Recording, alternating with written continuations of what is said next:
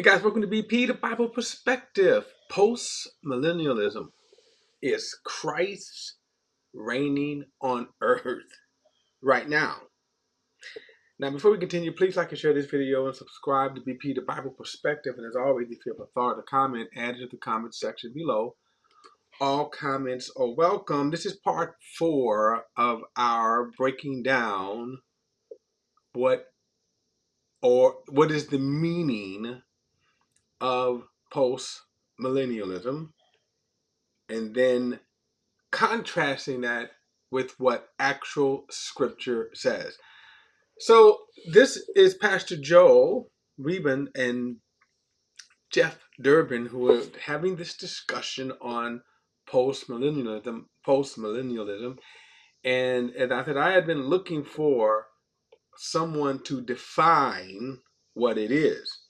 Mostly what you have is people talking about postmillennialism, talking about their journey, their view of why they have switched over to post-millennialism.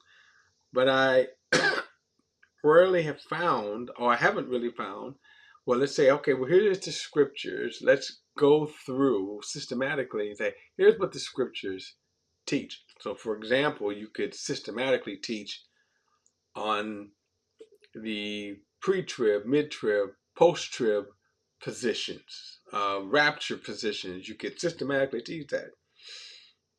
I found it, I found it hard to find people really sitting down doing that. Well, this video is supposed to break down post-millennialism, and they call it 101. So I want to get to the scripture. I'm going to get back to the scriptures.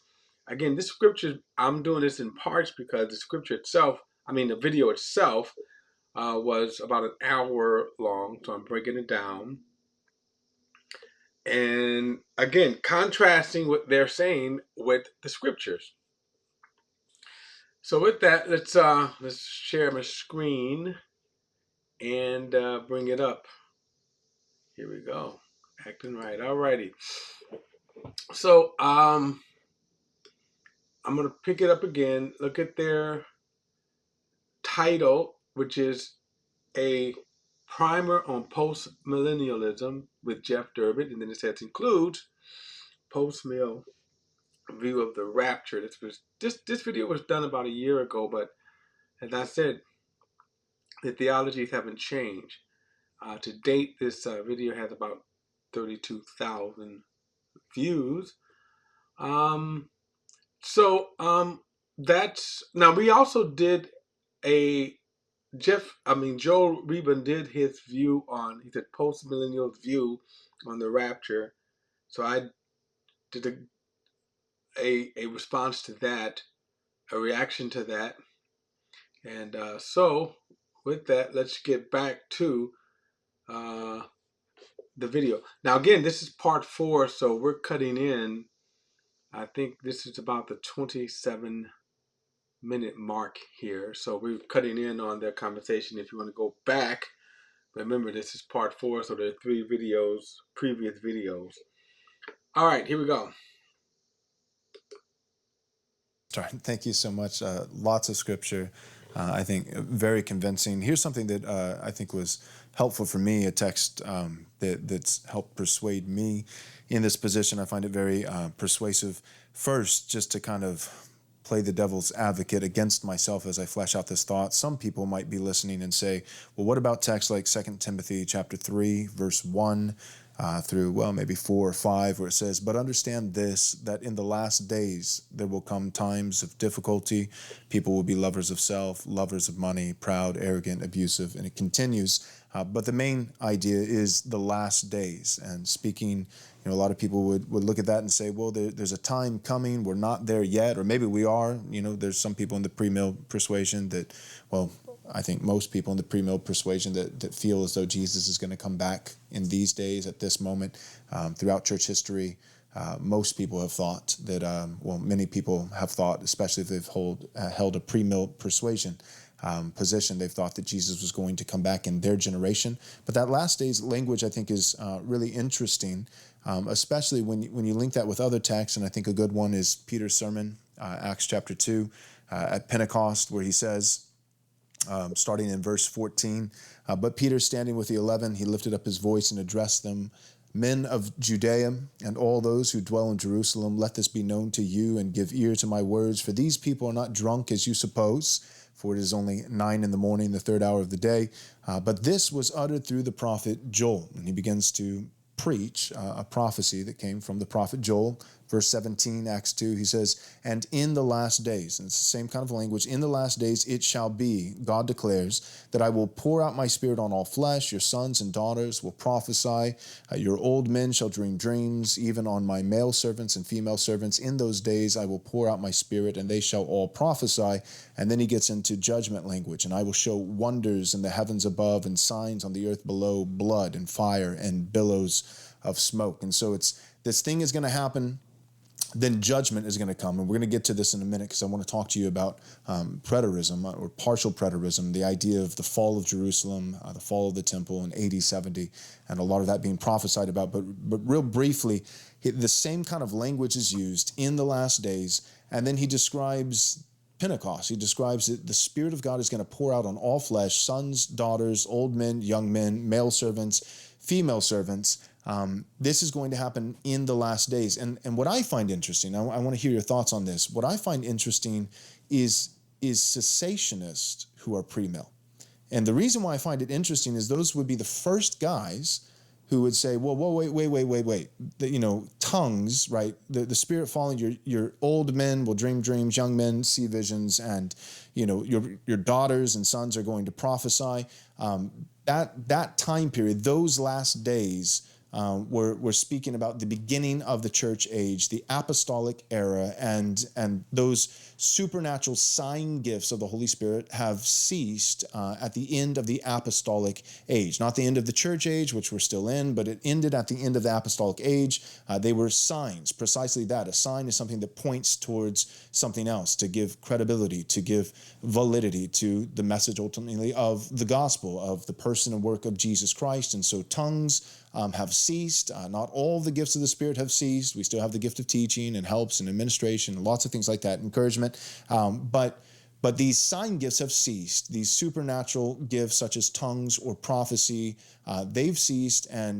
But I guess the kind of what I want to hear your thoughts on, it's funny to me that a cessationist would say the last days are behind us, but then that same cessationist would be pre-mill. Right. Can you help me understand? Well, yeah, no. Okay, he said a lot. I'm gonna have to go back now, and I want to kind of. I don't know if I want to go to this. Let me go back because he said a lot here. He went back and actually said a lot. So let me go back to here we go. And again, I'll just play it and then give my thoughts in scriptures. Here we go. And everything's under his feet, and then he defeats death. Then he's going to deliver the kingdom to the Father. Like, look, it's done, victorious. That is what you see in the Bible, and that I find thoroughly and completely convincing. I'm going to go back just a little bit too. He says something here that I don't know if I kind of gave it the treatment I wanted to give in the last video, but that's. If you want to see the timeline and summary of history according to an inspired apostle, just let it speak for itself and literally get a piece of paper out and draw on a piece of paper a timeline and write through what Paul is saying here. He says that Christ is reigning now. So he's on that messianic throne. So I think I said last time that this was somewhat, or to me, it's sort of some wordplay. And then I go, yeah, right. And the reason I said that because, well, he's reigning, but then how is he reigning? And what I don't see his perspective, because it seems like there's not, according to what he's saying, not too much of a difference between postmillennialism and amillennialism, okay? That they seem to believe that Jesus has been reigning for the last 2,000 years. Now, I wanted to kind of go back because when Joel begins his kind of his response, And it goes for about 4 minutes. That's why I wanted to go back and take it a little bit at a time. The question is, you have to answer then, well, what does it mean that Jesus is reigning? Jesus is reigning, but what does it mean? And I say that because, well, let me do this. Let me show a scripture here that he mentions. I'm going to go to Matthew chapter 28, because he mentions that right before Jesus ascends into heaven, and then he sends out the church. He gives what is called the Great Commission. So, verse 16 says, "Then the 11 disciples traveled to Galilee, to the mountains where Jesus had directed them. When they saw him, they worshipped, but some doubted. Then Jesus came near and said to them, 'All authority has been given to me in heaven and in earth.'" Now let's stop, because he seems to emphasize that. And by no means am I not trying to say that that's not true. When Jesus says all authority has been given to me in heaven and earth, Jesus, remember, already had authority. He was the Word from the beginning. He was the Word that created all things. Now, this declaration here, when he says all authority has been given to me in heaven and in earth, then it seems to me that Pastor Jeff is making the case about postmillennialism here. But the question is that, okay, yes, what is the authority? In other words, all authority has been given to me in heaven and earth. Go. So that's what he tells them. Go therefore and make disciples. I did deal with this in one of the videos. Go therefore and make disciples of all nations. Now, and I said that there was some wordplay with Pastor Jeff when he said go and gather the nations or go get the nation, as if to say that the church was to go and, in a sense, conquer the nations, rule the nations, and then hand them over to Jesus. That's not what Jesus said here. All authority has been given to me in heaven and earth. Go, therefore, and make disciples of all nations, baptizing them in the name of the Father and the Son and the Holy Spirit, teaching them to observe everything I've commanded you. Teaching them to observe everything I've commanded you. And lo, I am with you always to the end of the age. So where is this in any way that the church should be conquering nations, on ruling the nations? That's the point I wanted to make with that. So now when he says here, and I also wanted to make the point when Jesus says all authority has been given to me, and then we know from scripture he ascends up into heaven, and as the book of Hebrew tells us, he sat down waiting for his enemies to become his footstool. So the question is, okay, is he doing that now, or is he, through the disciples, making disciples in all the nations? So that's the question there. Now, there's going to come a time, without a doubt, that Jesus is going to rule, that he's going to come, he's going to conquer. The point is that, is he doing it today? And so when he's this view of post-millennialism that he's convinced of, what is he convinced exactly of? He must reign until every enemy is placed as a footstool for his feet, under his feet. And then it says the last enemy is death. And then it says that he then comes and he delivers the kingdom over to the Father. So it's interesting there. Paul doesn't say that Jesus comes to bring the kingdom. He says that when he's finished ruling and everything's under his feet and then he defeats death, then he's going to deliver the kingdom to the Father. Like, look, it's done. I want to say a few thoughts about that, because what is being communicated here?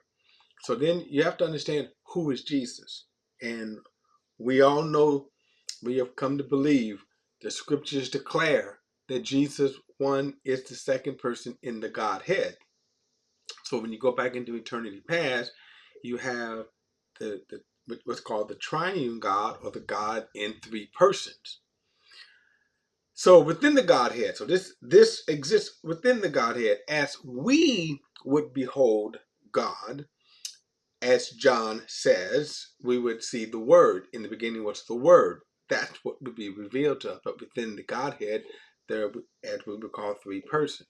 Don't always understand that, but okay. That's the revelation. That is what God tells us. And in the council of this Godhead, it was decided. Jesus gave himself that he would come and he would reveal the Father. He would carry out the Father's plan. He would also glorify the Father through his act. So that's, again, so when it says that he delivers the kingdom to the Father, and then, so when it says that in 1 Corinthians chapter 15, what is Jesus talking about? Let's go there. Um, let's go to 1 Corinthians chapter 15.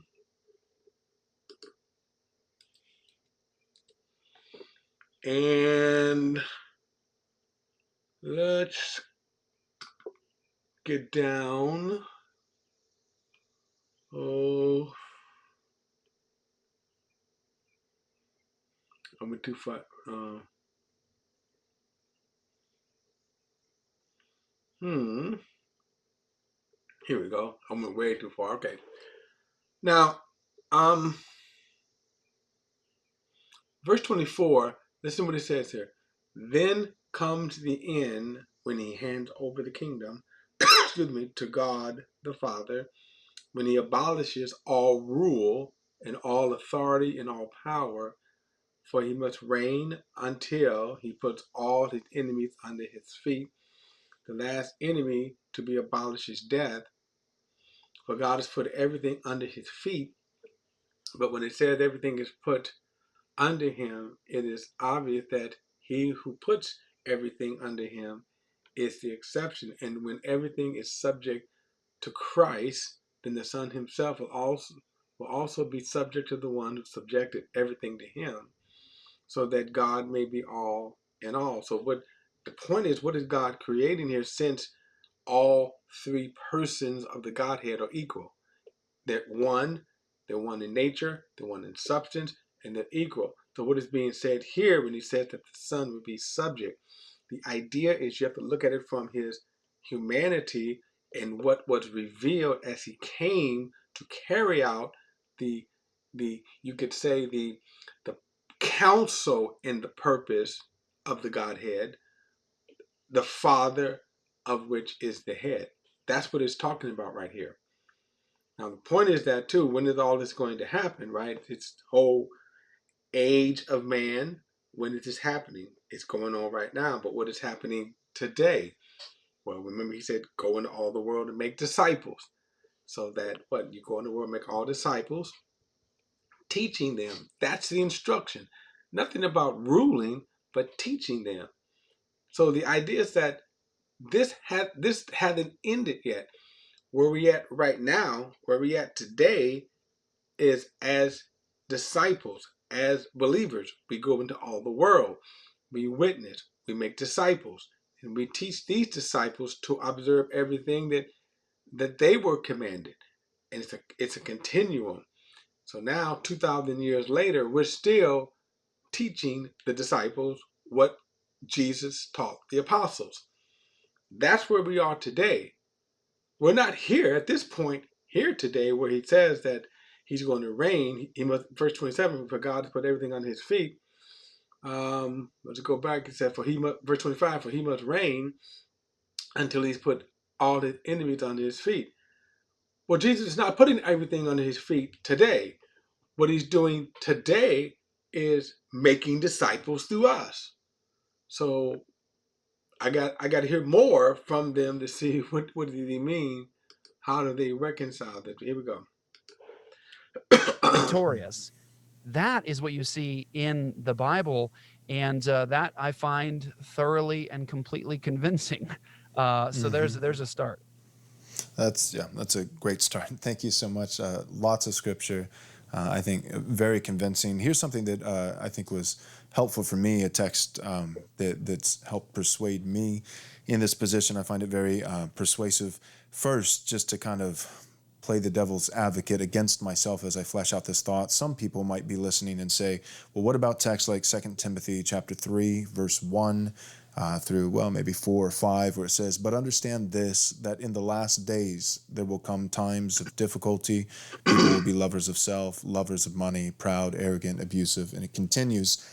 I want to read that too. He's reading it, but let's go there so that we could see it for ourselves, and then come back and say what is it exactly that he is talking about. So First Timothy chapter 3, and I don't know how far he is saying this, but he says, this is chapter 3, verse 1 says, but know this, difficult times will come in the last days, for people will be lovers of themselves, lover of self, lovers of money, boastful, proud, blasphemous, disobedient to parents, ungrateful, unholy, unloving, irreconcilable, slanderers, without self-control, brutal, without love for what is good. Without love for what is good. I'm sorry. Traitors, reckless, conceited, lovers of pleasure rather than lovers of God, holding the form of godliness but denying its power. Avoid these people. So I wanted to see that because again, I want to know what context now is he trying to make. In other words, in the last days, and by the way, the last days began when Jesus appeared. First John tells us that the last days appeared when Jesus appeared. But so here's the thing: is that if Jesus is reigning now, has this changed? In other words, right now, do you see right here these people, this characteristic, these qualities, ungodly qualities? Do we see them today? The answer is yes. All right, so let's go back to what he's saying. The main idea is the last days. And speaking, a lot of people would look at that and say, well, there's a time coming, we're not there yet, or maybe we are. There's some people in the pre-mill persuasion that, well, I think most people in the pre-mill persuasion that feel as though Jesus is going to come back in these days at this moment. Throughout church history, most people have thought that, many people have thought, especially if they've held a pre-mill persuasion position, they've thought that Jesus was going to come back in their generation. But that last days language, I think, is really interesting. Yeah, people thought that, and that's true. People still think it. People still making predictions. I got some comments on my some comments about 2024. They always move the goalposts, of course. All right, I'm not understanding this point here, though. Yeah, people make it, but okay. Especially when you link that with other texts, and I think a good one is Peter's sermon, Acts chapter 2, at Pentecost, where he says, starting in verse 14, but Peter, standing with the 11, he lifted up his voice and addressed them, men of Judea and all those who dwell in Jerusalem, let this be known to you and give ear to my words, for these people. Let me go there because he's gonna go someplace in a moment. But let's again. See, I want us to see when people like now when we read this. Let's get the benefit of what he's saying here. So this is the sermon, and just so we know the context of what had happened in the sermon. I don't know where he's going with it, why he's going here, but the promised Holy Spirit. If you go back in chapter 1, go back to Luke 24, and even Matthew 28, Jesus tells his disciples, "Wait in Jerusalem until you be empowered from on high. From the Holy Spirit will come; He will empower you." This happens here in the second chapter. As a result, it says the Holy Spirit came in like a rushing mighty wind. It filled all the people who were in the upper room. They began to speak in other tongues. They spilled out onto the street. This was during the time of one of the high festivals. So Jerusalem was filled with people for one of the high festivals. I believe it's Pentecost, if I'm not mistaken. The idea, I'm not for sure. I think it was Pentecost here. But anyway, but this crowd began to witness than all of the 120 that were speaking in their different language in dialects. So here's Peter then responding, because some of them saying, what is going on with this? What is it that we're hearing? We're hearing these Galileans speaking our dialects, these various dialects. Some says, well, they're mad, they're drunk. Well, here's what Peter's response. But Peter stood up with the 11, raised his voice, and proclaimed to them, men of Judea and all you residents of Jerusalem, let me explain this to you and pay attention to my words. For these people are not drunk as you suppose, since it's only 9 in the morning. On the contrary, this is what was spoken through the prophet Joel, and it will be in the last days. Now he keeps bringing up the term last days. So what would be the sign of the last days? Now watch this. And it will be that in the last days I will pour out my spirit on all humanity. Then your sons, your daughters will prophesy, and your young men will see visions, and your old men will dream dreams. I will even pour out my spirit on my male and female slaves in those days, and they will prophesy. I will display wonders in the heavens above and signs on the earth below, blood, fire, and a cloud of smoke. The sun will be turned to darkness and the moon to blood before that great and remarkable day of the Lord comes. Then everyone who calls on the name of the Lord will be saved. Now, he quotes this. Now, of course, it goes on to his other sermon. Now, he quotes this, he cites this, he cites this, which I don't understand why he is citing it, but this is what he is citing here. So it gives the last days, and then it talks about the day of the Lord. Okay, so let's see now, what's his point again? Not drunk as you suppose, for it is only 9 in the morning, the third hour of the day. But this was uttered through the prophet Joel. And he begins to preach a prophecy that came from the prophet Joel. Verse 17, Acts 2, he says, and in the last days, and it's the same kind of language, in the last days it shall be, God declares, that I will pour out my spirit on all flesh. Your sons and daughters will prophesy. Your old men shall dream dreams, even on my male servants and female servants. In those days I will pour out my spirit, and they shall all prophesy. And then he gets into judgment language, and I will show wonders in the heavens above and signs on the earth below, blood and fire and billows of smoke. And so this thing is going to happen.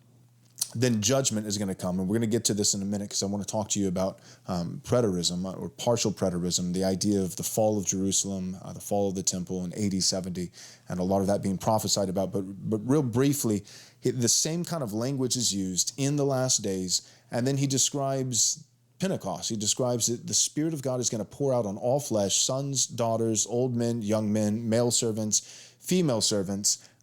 This is going to happen in the last days. And what I find...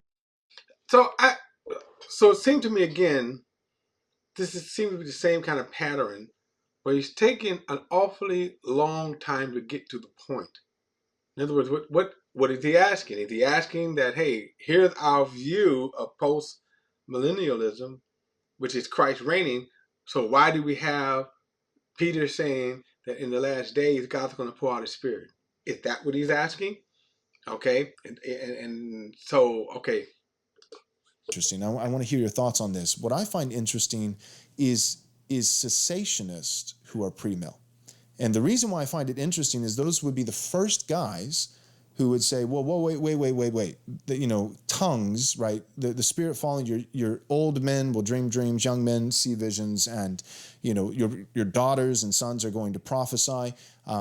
That time period, those last days, we're speaking about the beginning of the church age, the apostolic era, and those supernatural sign gifts of the Holy Spirit have ceased at the end of the... Now let me address that. That's a theological argument. Now he called them sensationalists, meaning there are people who believe. Now you start with Acts 2. The Holy Spirit comes in. He cites this. So we just read it. I did not read the part where the Spirit, maybe I should have, but where the Holy Spirit falls on Peter and them, fills them, and they begin to speak with other tongues. Now the idea, what he is referring to, and again, this is a theological debate, not a biblical one, a theological debate, where people believe that tongues and the gifts of the Spirit, but mostly tongues, it usually kind of pans out that they have something against the speaking of tongues, but that they believe that the supernatural manifestation or the supernatural gifts cease with the closing of the canon of Scripture. Now, which would mean around AD 95. Okay. Now, of course, this would be, he mentioned the fall of AD 70, 73. That's an important date, I think, for them, which we let them get to later. The problem, of course, again, that's a theological debate, not a biblical one. They do not provide any scripture that says that what God placed into the body of Christ, that some of them ceased, right? So that and that's, so if you say, for example, did prophecy cease? Did knowledge cease? I mean, we can go on and on. I'm not going to get into that debate right here, but he's talking about a theological argument. I guess his point is that how does this fit with our view of post-millennialism, which I'm still really waiting for a really concrete definition scripturally. Okay? I'm waiting. Here we go. Apostolic age, not the end of the church age, which we're still in, but it ended at the end of the apostolic age. They were signs, precisely that. A sign is something that points towards something else, to give credibility, to give validity to the message ultimately of the gospel, of the person and work of Jesus Christ. And so tongues have ceased. Not all the gifts of the Spirit have ceased. We still have the gift of teaching and helps and administration and lots of things like that, encouragement. But again, I would challenge to say then, where does it say some of these gifts are going to cease and others not? Okay. But these sign gifts have ceased. These supernatural gifts, such as tongues or prophecy, they've ceased. But I guess the kind of what I want to hear your thoughts on. It's funny to me that a cessationist would say the last days are behind us, but then that same cessationist would be pre-mill. Right. Can you? Well, I don't know where a cessationist would say that the last days are behind us. Now that would be a question for me. Again, I don't know if they're talking about this. I don't know if he's going to talk about it now. However, I have to at this point just say, in the challenge, where in Scripture does it say that the last days are behind us? And for that matter, since he's not defining that, I'll just leave it as a question. Help me understand. Well, yeah, no, that's good. It's actually a really important an element of this entire discussion. I said, it's not good that this entire discussion is whittled down to the most highly symbolic book in the New Testament, to this millennium. Now, remember when he says highly symbolic book, let me again clap back at that, because again, what he means is that because of its symbolism, that it's allegory. Here's the problem with that. Remember, every symbol that needs to be interpreted and explained is explained. And I showed you that for example, in the first chapter, when it talks about the lampstands, where Jesus explains the lampstands for chapters 2 and 3. The lampstands were the churches. He explains that. So the lampstands were the symbol, but he explains what the symbol means. So when he says highly symbolism, you got to kind of finish the statement that, yeah, there are a lot of symbolism in Revelation. However, John explains them. And the whole discussion goes there because there's so many more elements that need to be discussed in the midst of this, like to pin it down to that one spot and classify it all there. I think it should be a discussion between Christian optimism and Christian pessimism. So an optimistic view of the future and a pessimistic view of the future. But this is important when you remember that I mentioned that you see two common things tied together when these promises in Messiah's kingdom are given in the Old Testament. and that is salvation and judgment. Salvation and judgment. You'll even see them right there in the same passage. Salvation, cleansing, the Lord comes to his temple. Malachi chapter 3, the Lord himself comes to his temple, which is amazing because Yahweh came to his temple, Jesus came to his own temple. And then there's supposed to be purification and judgment upon the covenant breakers. Covenant judgment is coming. Well, it's interesting here because in the book of Acts chapter 2, Peter addresses the people in Jerusalem who have converged at this time in an amazing way. So the gospel goes out and then it goes boom across the empire. It's just so providential and powerful to see that take place. But the Spirit of God's poured out Pentecost, and then all of a sudden you see these amazing signs, right? You start seeing these amazing things. You're speaking in other people's languages, and you've got prophecy and all that stuff. And what the Apostle Peter says is he says, this, what you're seeing right now with all this, is that which was spoken of by the prophet Joel. So you go back to Joel, and what's interesting here is that Joel actually says that these things are going to take place in the last days. And then what? You've got that dramatic prophetic hyperbole that is so common in the Old Testament when God's bringing judgment. But the important thing to note here is this is in the context. Now, he says hyperbole. Let's go to Joel and just see. I want to take issue with that because I don't know hyperbole. Let's see what he means by that. Let's see what he means by that. Joel, I gotta kind of search for this. I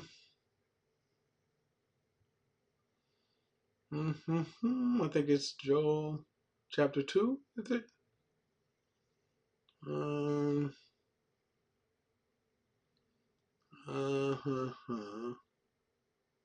Here we go.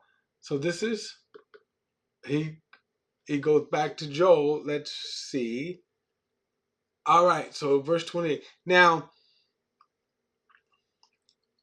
of course, we're not doing this justice without going back.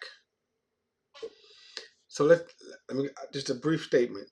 Joel, as well as the other writings of the prophets, most of them what's called the minor prophets and Isaiah, are at a time when prophetically God begins to warn Israel to turn from their sins and to avoid coming judgment, what ultimately would be Babylon. So this is kind of the beginning stages of God prophesying, warning Israel. In these prophecies, you would have Israel's the denouncing of Israel in their sins, God's warning that judgment is coming. But then in some of the prophets, they would speak out about then the future of Israel, and in some cases, the future of God, what he will do in the future. So verse 28 says, after this, I will pour out my spirit on all humanity. This is one of these particular cases. He's talked about the restoration of Israel. And now he said, I will pour out my spirit on all humanity. Then your sons and your daughters will prophesy.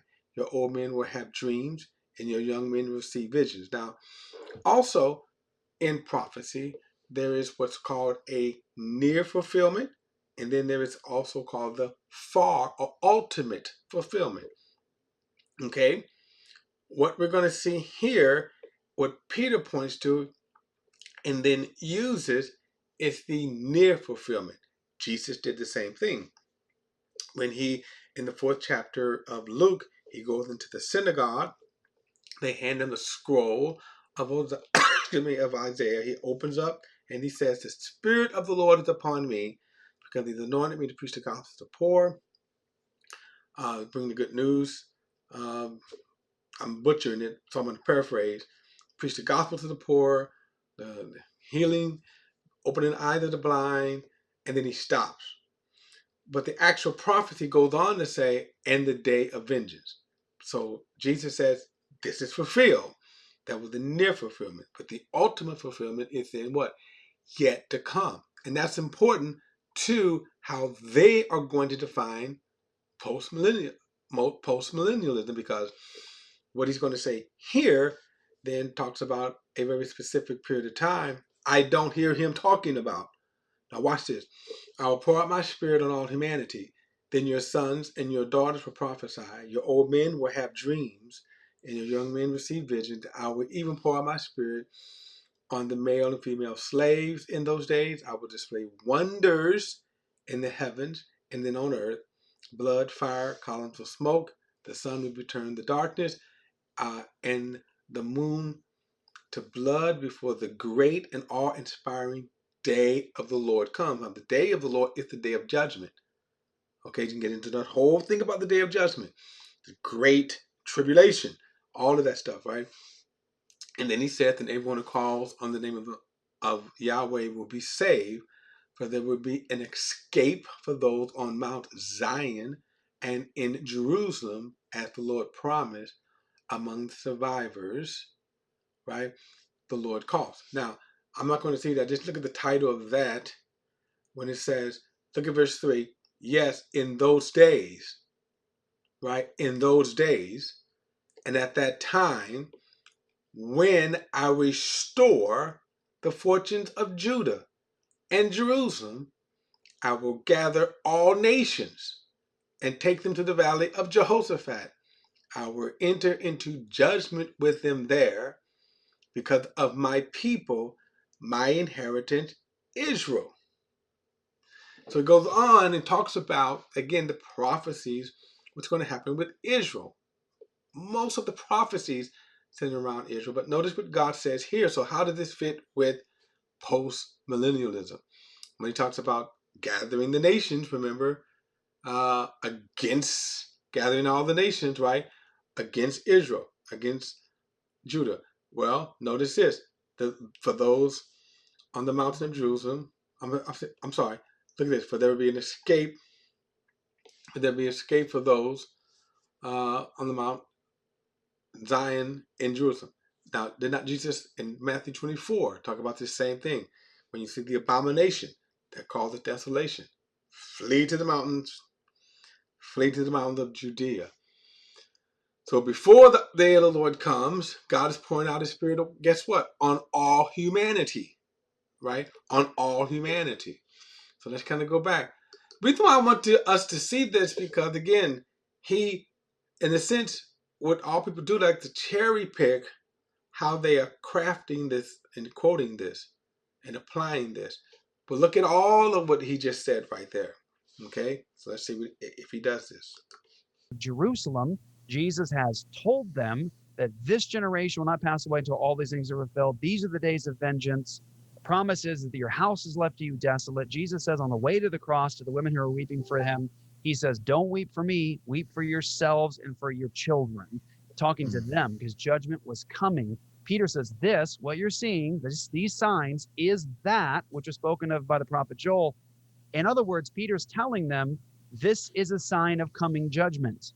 What you're watching right now, these signs are from God affirming what I'm saying about the Messiah and that you're about to be judged. And that's right. John the Baptist, the axe is laid to the root of the tree. laid to the tree. It's imminent. It's about to happen. We miss this too. When we read about the accusation coming against the first recorded martyr in the book of Acts, what were they accusing these Christians of spreading? What were they saying? They say specifically that he says that this Jesus is coming back to destroy these customs Moses delivered to us. In other words, he was speaking against the temple, that this is all about to be destroyed, y'all. And it also is interesting, shouldn't we pay attention to the fact that in a really weird way, this is strange, the Christians living in Jerusalem at this time are selling all their property in Jerusalem. Why? Why were they selling their property in Jerusalem? Why were the Israelite Christians just giving up property and selling it? Because it wasn't good land to hold on to, considering the fact that Jesus told them the judgment was coming. But it is interesting that you're making a point it's here. Like Enron. I don't know what he's referring to with that. I don't know what he's referring to when he says that they were selling their properties. So part of me wants to say that does he mean when the Christian church sold their property so that all can have, it was a communal living? So those who had sold and gave to the church so that everybody lived out of one pot? I'm not clear if that's what he's referring to. other than that, and there is no other reference around Stephen's death that's that that they were selling their properties because of some kind of prophetic purposes, okay, or kind of being warned of some kind of prophetic purposes. Okay, here we go. Like having That's a bunch right. of Yeah, yeah, Enron stock. You know? yeah, yeah. They Yeah, had a yeah, leg up in terms of like where the stock was going. yeah, But yeah. it's interesting because we tend to hear the words last days, or end of the age, and we're thinking in terms of, oh, that's the end of Future. the world. But this Right. language doesn't mean that. It doesn't have to mean that. It doesn't mean that. It's the last days of the old covenant. And this is an important point of this whole eschatological discussion. The Old Testament gives us two main parts of redemptive history. It gives us the old covenant age and then the promise of the coming new covenant in Messiah's kingdom. That's what's divided. It's not overly complicated in terms of like what's the spectrum here? What do we do to look for? It's the old covenant order and age, and there's a promise of Messiah's coming and a new covenant. And so Well, a couple of things he's missing there too. In fact, I can go back to Joel and just kind of show you right here. Let's kind of go back. This is kind of Joel 2. Now, part of what he said is right, right? Some of it, but there's a couple of things that he's missing here. This is Joel 2. And again, remember, a lot of this prophecy was to Israel and what would happen to them. Blow the horn in Zion, sound the alarm in my holy mountain. Let all the residents of the land tremble, for the day of the Lord is coming. In fact, it is near, a day of darkness and gloom, a day of clouds and dense overcast, like the dawn spreading over the mountains. A great and strong people appear, such as never existed in ages past and never will again be, and all generations will come. Now, in a sense, he's kind of referring to Babylon. And I'm going to skip down here, and then he says, even now, this is the Lord's declaration. Turn to me with all your heart, with fasting, weeping, and mourning. Tear your heart, not just your clothes, and return to the Lord. He's talking to Israel here. So then he comes down, and then he says, then the Lord became jealous for his land and spared his people. The Lord answered his people, look, I'm about to send grain, new wine, or out of all. Okay. Let's kind of skip down. Let's see. And this when he says he's going to pour out his spirit, right? And then before the day of the Lord comes. So even what he's, remember what he is talking about here. The day of the Lord is a very specific time period in which Jesus is going to judge the nations. So Revelation 6 through 19 is the day of the Lord. And then we have very specific descriptions of the day of the Lord. Okay. All right. last days here, I would argue the last days of that old covenant age, the last days of the old covenant order, which, by the way, is what Jesus says in Matthew 24, Luke 21, Mark 13, the Olivet Discourse, where the Great Right. Tribulation passage is. Jesus has just declared woes upon the covenant breaking leadership of Jerusalem. He Right. says, your house is left to you desolate. And then when he departs from there, interestingly, he takes the exact same path as Yahweh's glory departed before the destruction of the first temple and then rested on the Mount of Olives. Now Yahweh is in flesh, he's incarnate. He declares Mm. woes, and then his glory departs and he rests on the Mount of Olives. Before the destruction Wow. of the first temple, Yahweh did the same thing. And now Wow. Jesus does that. And when he's talking to the disciples, they're kind of freaking out because he just told them the house is left and desolate. So they're pointing out this amazing structure and this the glory of the temple. And he says, do you see all these things? There shall not be left one stone upon another. And so he promises Mm. its destruction. And what did they ask? When will these things be? What will be the sign of your coming?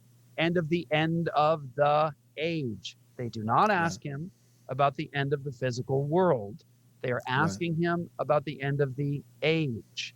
And Jesus just told them that temple is about to be destroyed. That whole order is going to be gone. They know he's the Messiah. They know Messiah brings the new covenant age, all of that. And so they associate the destruction with that old covenant order with the end of that age. So the end of the age is not the end of the world, it's the end of the old covenant age and order. And you have here the last days of that old covenant age. Proof is that the context in Joel is judgment on the covenant breakers. It's Mm. about them. I mean, this stuff is local. This is one of the things that you ask questions like, well, what are the things that really piqued your curiosity or like, oh, that's powerful?